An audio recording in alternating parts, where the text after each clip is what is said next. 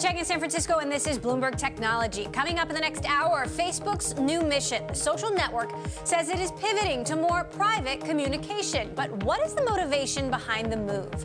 Plus, follow the money. Amazon is flexing its muscle in Washington, stepping up its lobbying efforts and spending a record amount of cash to get its DC agenda on track. And Recharge, Tesla making moves for its Model 3 rollout by revamping its charger network. Is the infrastructure in place to take demand to the next level? First to our top story, it is no surprise that Mark Zuckerberg is finding ways for the social network to change after the company was besieged by scandals and bad press in 2018. What is surprising is that he wants Facebook to go from more open and public communication to much more private. Zuckerberg says Facebook will emphasize communications among smaller groups, temporary posts, and technology that keeps outsiders and Facebook itself away from peering into what people are sending through its social network and the apps Instagram, WhatsApp, and Messenger. One analyst is saying that sounds a lot like Snapchat. That analyst joins us now, Rich Greenfield with BTIG, who currently has a buy rating on the stock. Also with us, Wired editor-in-chief Nick Thompson, who had an extensive Q&A with Mark Zuckerberg right after he published the piece. Wired's piece is called Mark Zuckerberg on Facebook's Future and What Scares Him Most. Bloomberg Tech's Sarah Fryer is also with us, who covers Facebook. So, Sarah, walk us through the reaction to this stunning post from Mark Zuckerberg. Well, some critics are calling it a victory after all of this criticism that Zuckerberg has faced over privacy, now that he says it's really important. But I think the difference is really going to be in what we see Facebook do with this. It doesn't change the fact that they have their newsfeed. It doesn't change that their advertising business is built on personal user data. Not a lot changes about how Facebook's business works, and he didn't really talk about the advertising implications in his post the other day. Now, Rich, you've been very bullish on Facebook. Mark Zuckerberg says that the news feed will remain, but that this will make ad targeting more harder. There will be less information to target ads to. Does that concern you? I think it's honestly absurd, really, when you think about the fact of what is Facebook right now. It's something where you spend a lot of time browsing through news feeds in groups. The one thing you don't do a lot of, especially in this country, is you don't spend a lot of time messaging. When you go to message, I'm sure Sarah or Emily, if you go to message someone, you're generally using iMessage. Maybe you're using Snapchat if you're trying to reach someone younger, but you're not really using Facebook Messenger. Someone overseas is probably using WhatsApp for sure, but Facebook Messenger has not really caught on as the principal form in which you communicate, nor has direct messaging within Instagram. People are using it more, and I think it's a rapidly growing part of Facebook. But I think this, for Mark Zuckerberg and for Facebook, this is really trying to reclaim messaging. They want to dominate messaging and combine it with what they already do with Instagram stories, with Facebook stories, with WhatsApp stories. They want to have more time. They want to capture more of your daily time spent. And the one big place they're missing is messaging. And I think that's a big opportunity, not just to drive their content business over time, which has advertising, but really to drive the commerce business, which is in the very early stages. But I think they're taking very seriously is how to close that loop between content and marketing and commerce. And that's really the holy grail, is moving cars off lots and products off shelves. That's what this is all about, ultimately.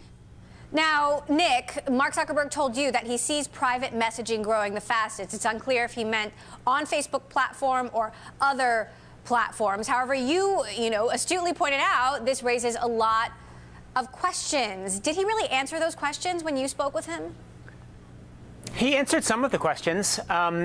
He answered the question, maybe my central question was, the post was a little unclear about whether he's building a new network or whether he's going to just evolve the tools that Facebook has. And he was much clearer about that, which is that Facebook's current tools will continue to exist. They will evolve in this direction, and they will also be building something else. The biggest question is, if people do move more towards messaging, and if they do move off newsfeed, and particularly if they move to encrypted messaging, how do you monetize that? So yes, it will probably be some kind of payments processing. There will probably be some kind of Facebook coin that they will try to monetize. But the most interesting question is, how does a company that has turned into a $500 billion valuation based on big data collection and targeting off that data, how do they make money as they move into this new era? Now, he told you the thinking is that there needs to be two types of platforms in the world. One is a more public platform, the digital equivalent of a town square, where you interact with lots of people at once. The other platform is the private space, the digital equivalent to the living room. But, you know, and you tried to press him on this. The question is, how do these two work together, Sarah? Yeah. What are the questions that you have, Sarah, about the actual execution here? Well, I think the biggest question we have if we're going into this living room type space, especially in the encrypted type of messaging, is whether Facebook will still be able to police that content. And the answer is really they won't. I mean, we've seen what's happened with WhatsApp, which is an encrypted messaging platform and has contributed greatly to the spread of misinformation and illegal kind of content in countries where it's popular. And Facebook hasn't been able to do anything about it because they literally can't see it and they can't share information with governments. And so in some ways, in this new market that Facebook is trying to go into, they're washing their hands of that debate over what kind of content they should have oversight over. Now, Rich, given that you said this sounds a lot like Snap, you know, are you as bullish as you have been on Facebook when it comes to revenue and also engagement? Look, I think the reality is if you think about the original, concept behind Snapchat, I remember going for a walk on the Venice Boardwalk with Evan Spiegel, and he said, think about Snapchat this way. You can communicate all the time, just the way your sister or you, when you were younger, you would talk on the phone endlessly, an actual phone, to your friends endlessly, not texting them, but you would talk endlessly on the phone, and then in between you would watch television, linear television. And that was kind of the goal of the left and right side of Snapchat going back to the very early days. So messaging and content can certainly live together. I think when you look at Facebook and Instagram, they've principally been content consumption platforms for news and information.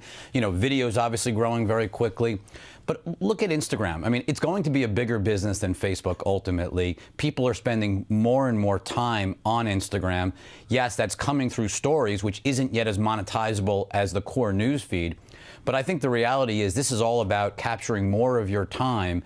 There's going to be lots of ad dollars to grow on Instagram over the years to come. And so I think we're even more bullish than we have been. I think a lot of the fear that's been stoked by the media, broadly by the media and by regulators, that Facebook's dying or this is the end of Facebook. Look around you. People are using Facebook and Instagram more than ever before in aggregate. My 15-year-old daughter is using Facebook groups. I mean, I never would have assumed that, you got teenagers using Facebook groups because they're really interesting. You've got tons of people at all ages using Instagram stories. This is just the beginning for Facebook and Instagram. I think there's a lot of great growth ahead. And while there's lots of things to tackle in terms of privacy and the issues that Sarah just raised, which I think are not easy challenges to deal with, I think the reality is Facebook has more resources than anyone else, other than probably Google, to deal with those challenges.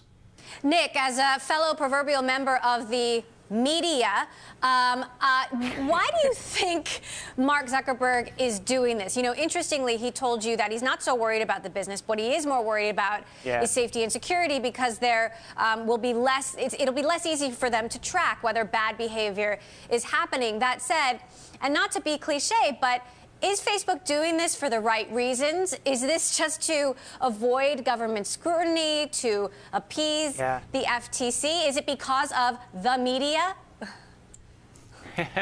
I mean, it's an incredibly interesting question and a hard one to answer. I would say that there are a couple of reasons why Facebook is doing this. Number one, as he said in the note, he does see that this is what people are doing. He's got dashboards of how people are using their phones, dashboards of how people are using Facebook. He sees this as the trend that people are going. Number two, he's older now, right? When he started Facebook, he was very young. He didn't care about privacy. He's now mid-30s, 2 children. I can imagine caring more about privacy. Number three, I do think there is a real benefit with regulators. If you look at the fundamental threat to Facebook right now, it's antitrust regulation. And many of the people pushing it the hardest have proposed a solution where Facebook and Instagram and WhatsApp are split apart. If you imagine them being much more integrated, suddenly the argument from the antitrust side becomes much harder. And then fourth, I do think it does involve public perception and also employee perception. There is a sense that Facebook has been on the wrong side of history for the last year. Facebook cares about it because they like to be liked, but also because they don't want their engineers to leave. And so pivoting to privacy encryption that most people, particularly in the engineering community, think are the right way to go is a good way with employee retention and morale, which has huge benefits for them. So I think it's a combination of personal motives, maybe cynical government regulation motives, management motives, and financial motives.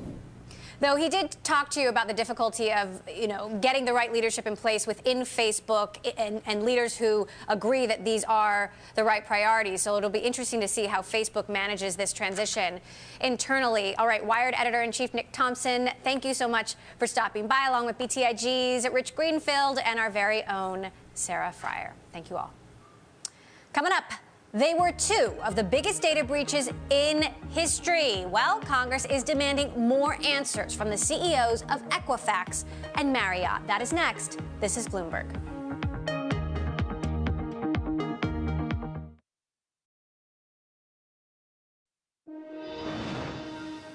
Equifax and Marriott were targets of two of the biggest data breaches in recent history.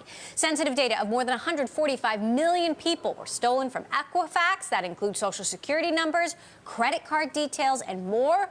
Marriott had the records of 383 million guests breached, including passport numbers. Today, the Senate Permanent Subcommittee on Investigations questioned their CEOs, and they were not happy. Take a listen to Senator Tom Carper, the ranking Democrat. When hackers are able to obtain someone's personal information, the consequences are real. The constant stream of data breach notifications we see year in and year out is a sign to me that we could and should be doing a lot better. To discuss, I want to bring in Chris Eng, Vice President of Research at the cybersecurity firm Veracode. Before that, he was an engineer with the NSA. And in Washington, we've got Bloomberg Law and Privacy data security reporter Sarah Merkin. Sarah, I'll start with you. What was revelatory about these hearings? So this is the first time that the Marriott CEO testified since their data breach they revealed in November. And the lawmakers really were not happy about the steps these companies took before the data breaches. So they really went hard. They questioned them about what cybersecurity protocols they had in place and really wanted to know also what steps they took afterward to notify consumers about what had been revealed. Now, interestingly, the Equifax CEO said they still don't know who stole the data. Take a listen to a quote from him today. Our analysis is that there's been no evidence that the data has been sold or no evidence of increased identity theft as a result of Equifax data that was stolen in 2017. So he says there's no evidence that the data was sold. I mean, what's the likelihood this data was taken and won't be used? Pretty unlikely. Usually when we see a big data dump like that and it starts appearing on the dark web, then you know it's being monetized, you know it's being sold. When you don't see it appear, then it's the likelihood that there probably is a nation-state sort of actor and they're using it probably in a more targeted fashion, right? They're not looking to sell credit card records for $1 or $2 a piece, but they want to use it in a more strategic way. Now, he's saying they still don't know who took it. Is that unusual now, 18 months on from this breach? Attribution is a difficult task, generally speaking, but if you look at the report, especially the Senate came out with today, that really details the investigation in quite depth. They talk about how the server that was breached, they saw Chinese traffic coming from it once they were able to monitor that traffic, and they were looking at what was happening. They don't have any operations there, so it was weird that there was so much traffic generated from China. And so that was one form of attribution that seems pretty possible. So what does that mean? What it means is that either somebody is bouncing through China or it's actually China state actors themselves, which maybe are using that information. They're going to think about using, how are they going to target individuals, perhaps high-value individuals, with some of that information, whether it's social security numbers or other personal information. Anytime you have personal information that's otherwise difficult to come by, you can use it pretty effectively in a social engineering attack, a phishing attack, for example, where there's that nature of trust that you try to establish with that person by virtue of knowing information about them. So you could envision this sort of information being used in targeted attacks against individuals and sort of phishing attacks and so on. Sarah, how does that differ from what we know about Marriott? So with Marriott, they acquired the Starwood database system a few years ago. So theirs was different because they acquired a system that had already been breached since 2014. So theirs included passport information, some encrypted and some unencrypted. And they are also still looking to see how the data is being used, if it is at all. And do they know who stole it? As far as I know, they do not. So, Chris, Senator Tom Carper, who, as you heard earlier, hit these companies very hard, and he said if the leadership that is running the company today was running the company when this happened, it wouldn't have happened. Is this a leadership issue? There certainly were a number of process and leadership and cultural gaps in the Equifax breach. When you just look at the number of lapses that happen, right? Nothing is one person's mistake. It's a cascading failure of multiple processes and things that happen. So, the number one rule in security is if you don't know something is there, you can't secure it. And they had very little visibility into their assets. They had very little visibility into how their software was built. So these open source components like Apache Struts, where they were being used. And so if you don't know that, you actually can't go secure those systems. And so there's an increased focus on that today. I think the new leadership is putting an emphasis on that, and they realize that inventory issue, that open source issue, is something they need to focus on. All right, Chris Eng of Veracode. Lots of open questions along with Bloomberg, Sarah Merkin. Thank you both. Coming up, Amazon is growing its presence in Washington with a record amount of lobbying spend, where the e-commerce giant is asserting its influence next. I'm Bloomberg Tech live streaming on Twitter. You can check us out at Technology and follow our global breaking news network TikTok on Twitter. This is Bloomberg.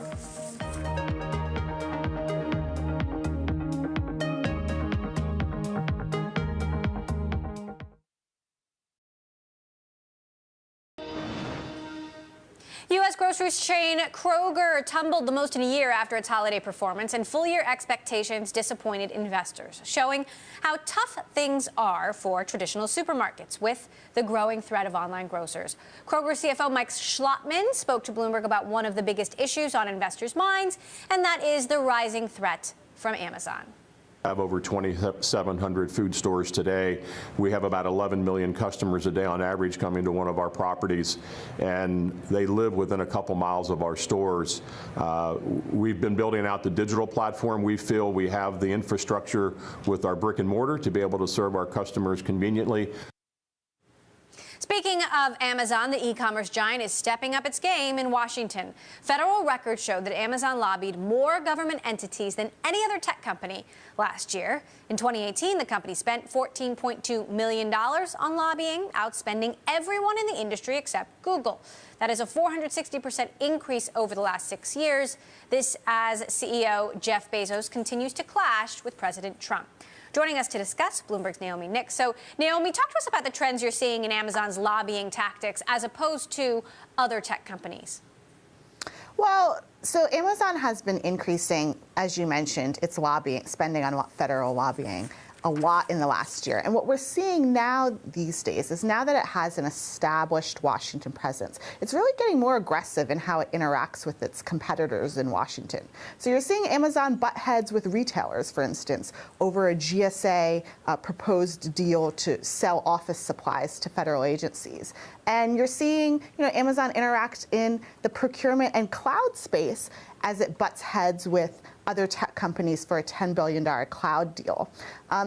In addition to that, we're seeing Amazon hire, more key people to help it as it navigates potential, antitrust inquiries and as it navigates questions from lawmakers about the lack of diversity in its workforce.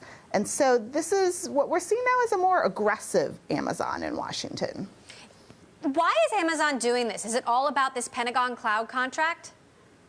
So certainly the Pentagon Cloud deal is part of it. But I think, the bigger picture is that as Amazon expands into other markets and as it sort of widens the scope of its business, it's getting more competitors, right? And so if it gets into the grocery store space and it increases in that area, it's going to get probably some more pushback from existing businesses in that market in Washington as well. And so the competition it's facing in the marketplace is translating into competition in Washington.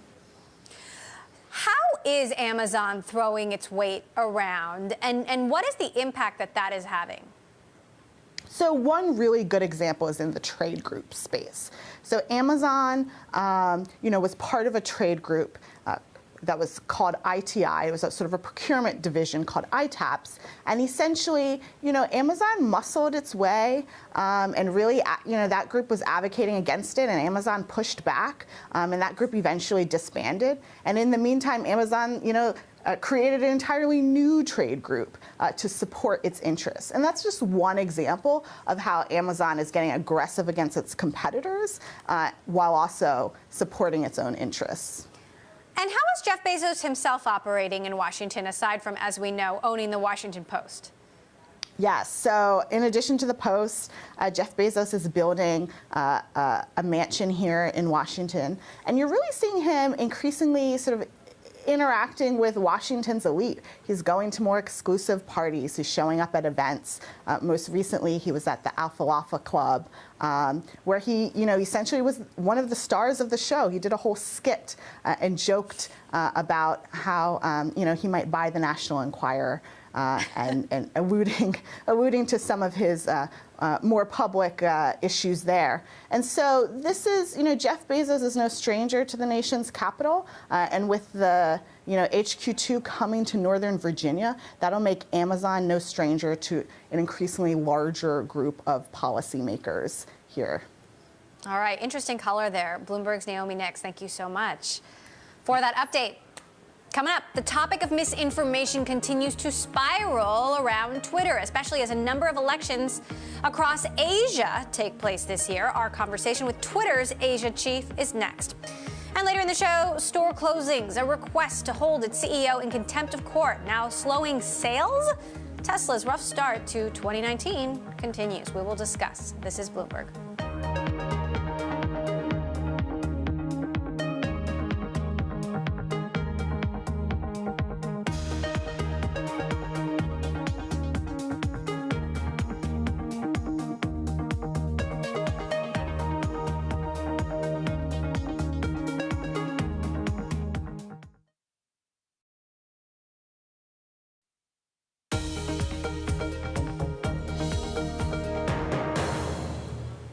This is Bloomberg Technology Global Link, where we join Bloomberg Daybreak Australia to bring you the latest in global tech news.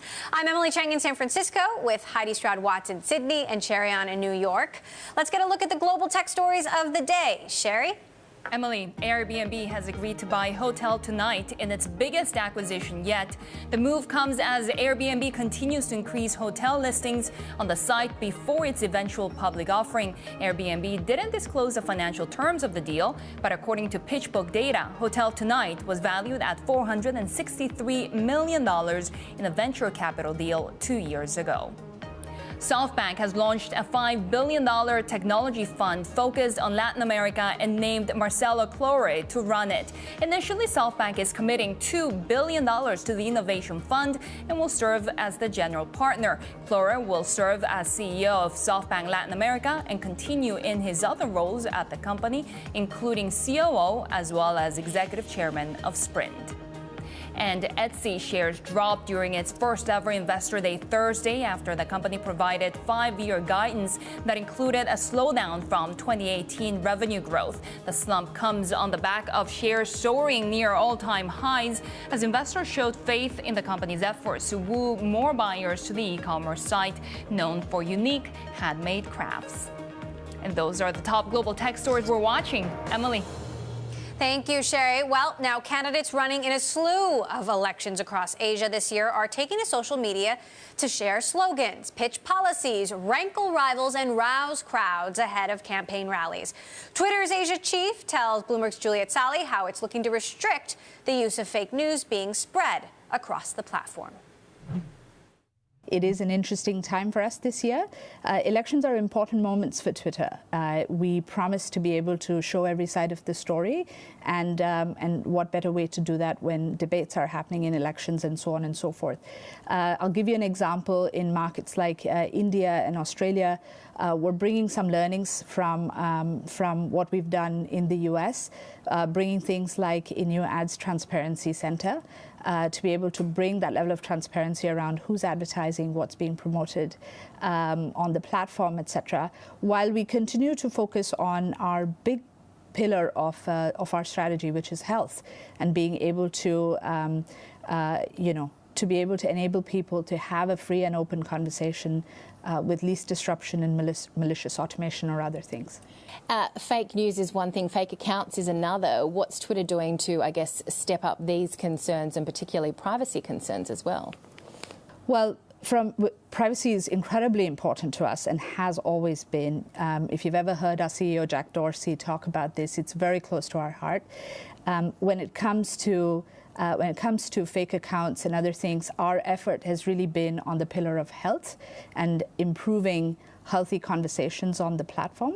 And between efforts on product, on policy, we've made tremendous steps. We've seen that we're able to, up the number of issues that we're catching in time by 3 times from last year to this year. So there's a ton of effort that's being put across product and policy, both human as well as AI driven. And we're seeing that we're making great strides there. So is AI really the front runner in terms of moving forward with, I guess, trying to crack down on fake accounts, but also streamline the content? I think we do believe that for us to be in a position of healthy conversations on the platform, we need both manual policy, product, and AI effort. And certainly AI helps that effort scale. And to the same extent, our efforts in video on the platform help our advertisers be able to get to healthy and brand safe advertising conversations. So we use this approach across both sides of our business. In terms of all the headwinds that we are seeing with global growth, how is Twitter positioned to grow in APAC?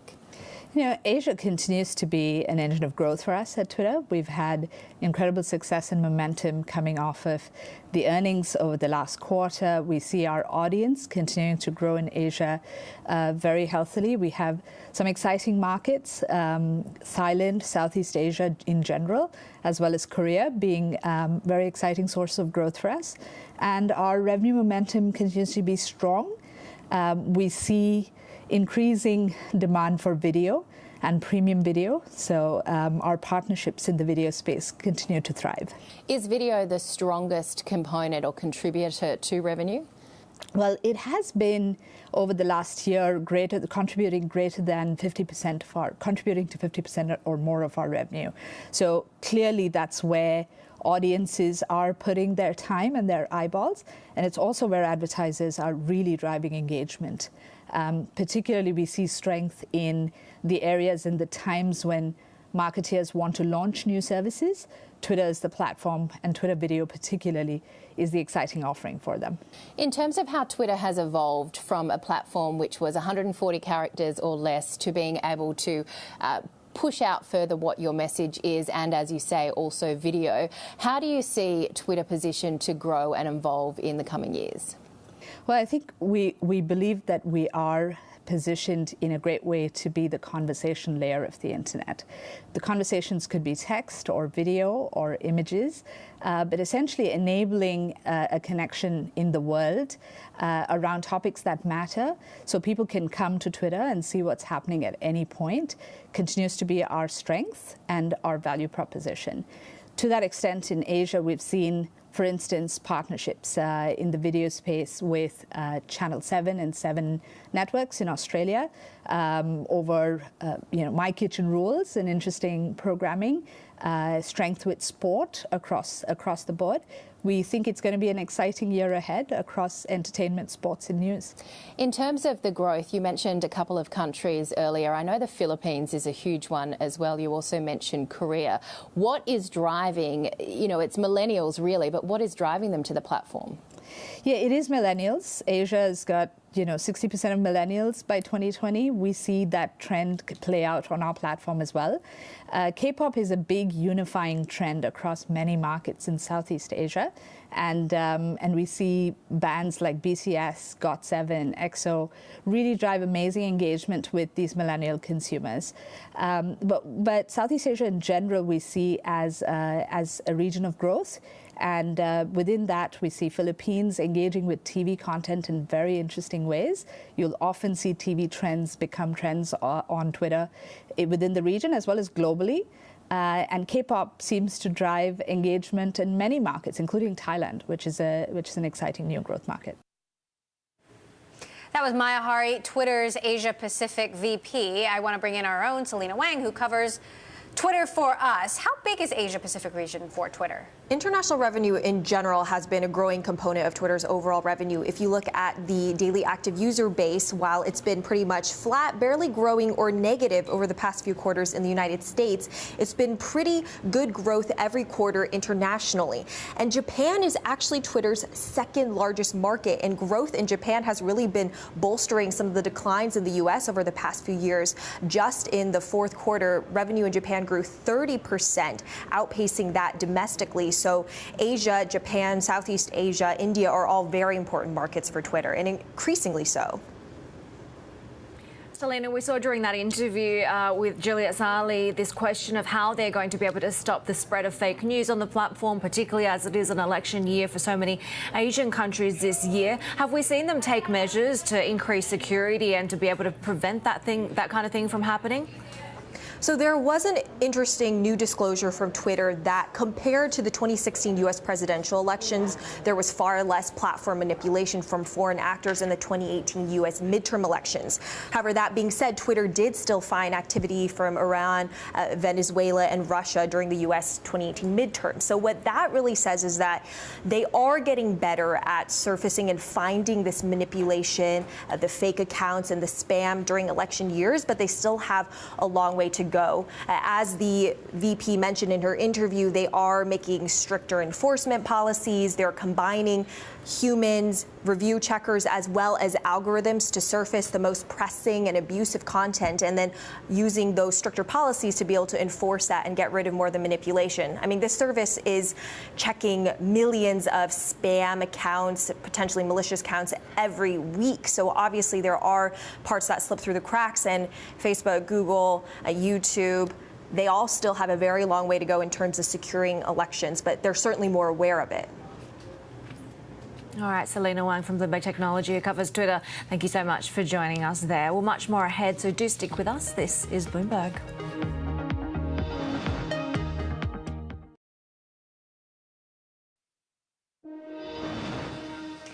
Bloomberg has learned that the Pentagon is reviewing Elon Musk's security clearance after the SpaceX CEO smoked marijuana on a podcast.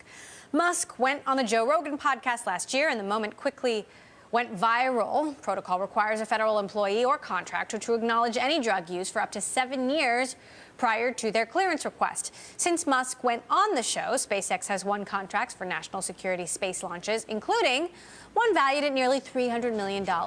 Musk has refiled his security paperwork since he went on the show, this according to sources familiar with the matter. Sticking with Musk, a blog that follows Tesla reports sales are slowing down at the start of the year. Inside EV, this blog estimates that the company sold around 5,750 Model 3s in February and about 6,500 in January, a big drop-off from the record 25,000 sold in December.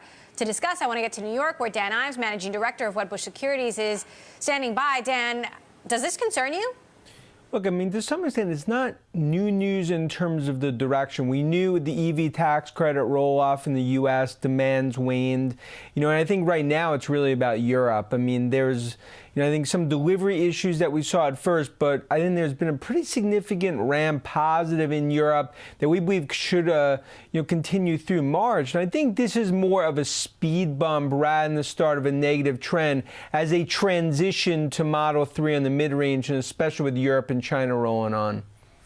Now, Elon Musk in the past has pushed back on Inside EV's numbers. Last year, he said, your numbers are wrong. Bear in mind, Tesla makes cars overseas on the East Coast in the first half of the quarter. How correct do you believe this blog's estimate of the sales are?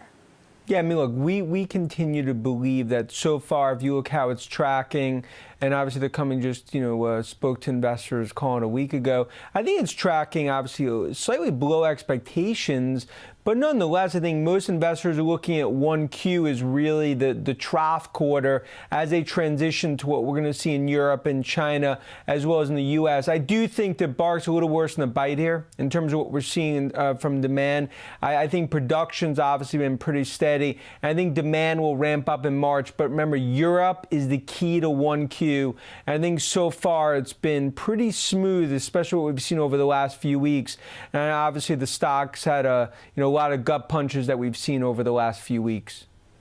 Now, meantime, Tesla is updating its charger networks. The goal to cut wait times in half. And of course, you've got competitors ramping up their EV rollouts this year with their own infrastructures. What impact will doubling down on the supercharger network have?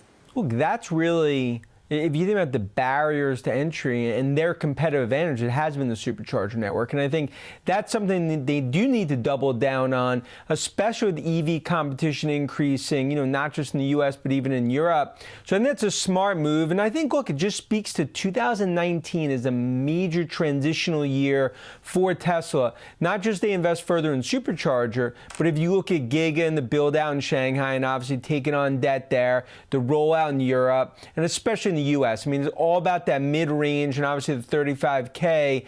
As you see the EV tax credit hurt demand on the high end, it was expected, but no doubt this has been a white knuckle period for investors in Tesla, and you see it reflected in the stock. Dan, what's your read on this issue, closing all the stores, moving to online only, the very abrupt nature of it, even after Tesla in the last quarter touted its retail strategy?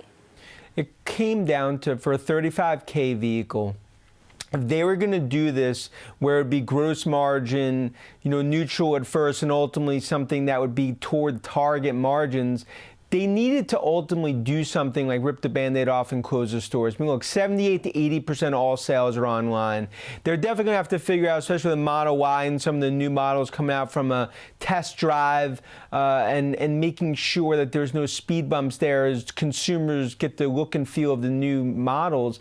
But this is something where it's a risky move in the near term, but it was the right medicine for the long term from a margin perspective, but as well as just the strategy. And I think this is something where the knee-jerk reaction's been negative, but we do believe this is the right move for the long term for Musk and Tesla. So, Dan, what is your outlook then on Tesla for this year, given the EV tax credit issues, given, this other story that's emerging out of China that potentially there are some Model 3s being delayed in customs in the middle of a trade war and a dispute over the CFO of Huawei, who's potentially being extradited to the United States? Yeah, it's just a few things for investors to worry about at night that own Tesla. And, we've continued to view this as 1Q is going to be the quarter where you saw a trough in terms of sales for Model 3. It was transitional sort of period, especially in Europe. And when you looked at what's happened on the EV tax credit, I think as they kind of navigate out of this period, you'll see profitability in 2Q. I do believe it's a self-funding model here, only a 30 to 35% chance that they have to raise $2 billion of capital. And I think this is one they will navigate through this period and be a much healthier company a year from now. And that's why we continue to view this as a name we're bullish on, even though it's obviously a hand-holding period. All right. Dan Ives, Wedbush Securities. Always good to have you here, Dan. Thanks. Thanks so much for sharing your thoughts with us. Still ahead, between SpaceX, Blue Origin, and Virgin Galactic, competition to commercialize spaceflight is heating up. But the private industry's race to space isn't quite so new. We'll take a look at the history of private spaceflight next. This is Bloomberg.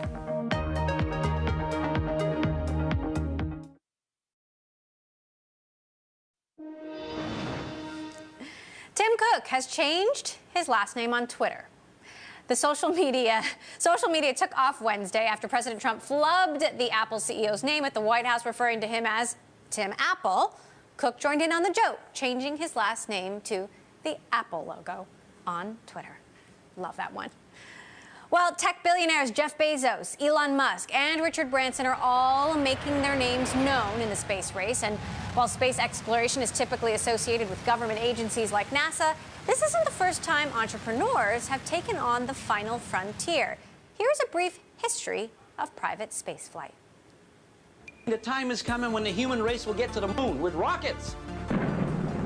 Private companies won't want to do this. How are they going to make money? By charging for the ride. Those crazy billionaires competing with each other. Modern-day rocket man wants to send you to Mars. Difficult, dangerous, good chance you'll die. The private industry space race, it's on.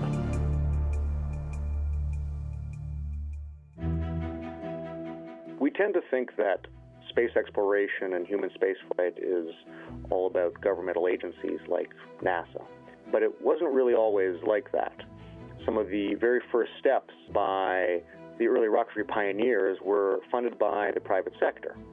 In the US, it begins with the University of Clark professor Robert Goddard. It's 1920 and he publishes a method of reaching extreme altitudes, mentioning that rockets could be used to carry payloads to the moon. They called him the Moon Man and laughed.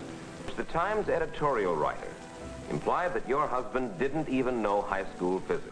He did not let such things deter him from his experiments. In 1926, Goddard successfully launches the first liquid-fueled rocket. Money from the family of the mining magnate Daniel Guggenheim soon follows. They provided him funding in today's dollars at the scale of tens of millions of dollars. What's interesting is that at the very start of this period in the 1920s, there was actually a great amount of enthusiasm and a great amount of belief in the potential for these private rockets to go to space. The German war machine gets underway. The Second World War gives rockets a whole new meaning. And then the knowledge of rocketry became critical to Cold War, and in the 50s and 60s, rocketry was almost exclusively a governmental affair. The private sector, in terms of companies, was essentially working as contractors to the U.S. government. It's not until 1982 that a serious effort is made to build a privately funded rocket. The idea comes from a Texas businessman, David Hanna Jr. Conestoga 1 is pieced together from a repurposed ballistic missile. It may not have had the majesty of an Apollo nor the thunder of a shuttle, but it flew, and that's what counts. Everything speeds up at the turn of the millennium when freshly minted millionaires take interest. One of them is Jeff Bezos. I don't actually hold out great hopes, but if I could do anything, I would like to go help explore space. A few months later, he sets up Blue Origin. Then Elon Musk starts SpaceX, and yet another tech millionaire, Anousheh Ansari, and her family promise to foot the bill for X Prize. This is a $10 million award for reaching the industry's holy grail, a reusable manned space vehicle. 2, 1, ready, fire. In 2004, Spaceship One wins the prize. There it is, a craft that has been to space and back today, right in front of you. Richard Branson buys the rights, turns it into Virgin Galactic, and in the same year starts accepting commercial reservations for future suborbital flights. Although we are seeing a lot of billionaires have interest in spaceflight, their investments still pale in comparison to governmental investments. And they have now managed to partner, in many cases, with U.S. government agencies. And NASA, for example, is, in most years, SpaceX's primary customer. But there are setbacks. Local company's mission for NASA explodes into a ball of fire and debris. Deadly crash involving Virgin Galactic's Spaceship Two, a SpaceX rocket bringing supplies to the International Space Station. As you can see there, it exploded. Eventually, in 2015, Blue Origin's New Shepard rocket becomes the first to take off and land vertically after reaching space. Shortly after, SpaceX goes even further, sending its Falcon 9 to orbit altitude. The other major milestone will be the first tourists on commercial suborbital vehicles, and I'm not going to predict who's going to be there first, but the hope is that by having more competition amongst commercial companies and by leveraging advanced technologies, that we're going to be able to reduce the cost of going into space. Launch. 2019 is the year that SpaceX and Boeing are gearing up to finally take astronauts up to the International Space Station. The first private lunar lander is on its way to the moon, and Chinese companies are joining the space race as well. For well over 100 years, people have been dreaming and thinking and planning for a future for humanity beyond this planet. And that includes a future for humanity on the surface of the moon, a future for humanity on Mars, and even farther still. And as long as we have the social goal of continuing to expand our knowledge of the cosmos, then the ambitions and dreams of individuals are going to be an important part of realizing those goals. And that does it for this edition of Bloomberg Technology. On Friday's show, we've got a great lineup of female guests. It is International Women's Day. We'll have Natasha Lamb from Arjuna Capital and Nicole Quinn with Lightspeed Venture Partners. That's all for today. I'm Emily Chang. This is Bloomberg.